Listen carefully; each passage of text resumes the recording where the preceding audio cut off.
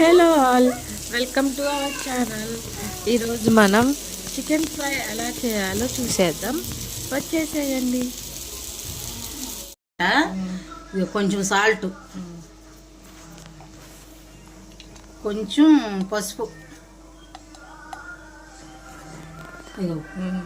అర spoon salt, పసుపు అర స్పూన్,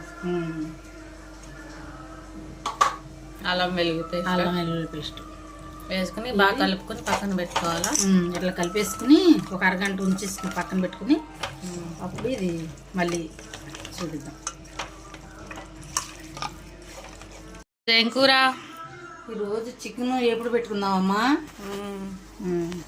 ఇది అరగంట నానబెట్టాం కదా. ఉప్పు, పసుపు, అల్లం వెల్లుల్లి పేస్ట్ కలిపి ఇది మగ్గ పెట్టుకుందామమ్మా.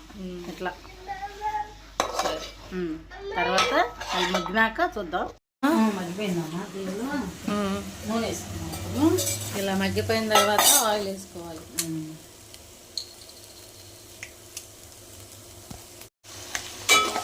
ఆయిల్ వేసి కొంచెం వేయించుకోవాలి. ఆయిల్తో వేగించుకుందామమ్మా. ఇప్పుడే ముందే ఉల్లిపాయ ముక్కలు వేస్తే ఇవి మాడిపోతాయి. అందుకని ముక్కలు శుభ్రంగా వేగిన తర్వాత అప్పుడు ఉల్లిపాయ ముక్కలు పచ్చిమిరపకాయలు ఇప్పుడు విడిగా మళ్ళీ విడిగా ఉల్లిపాయ ముక్కలు వేసుకుని ఆయిల్ పోసుకుని వేయించుకోవాలా. కొంచెం ఆయిల్ వేస్తే చాలు. ముక్కలు కొంచెం అయితే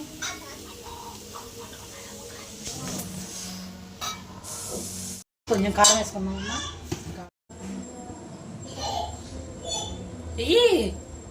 కారం వేసుకుందామమ్మా. ఉప్పేసా?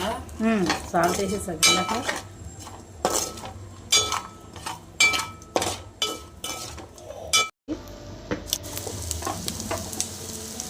పొడి మసాలా, ధనియాల పొడి, జీలకర్ర పొడి,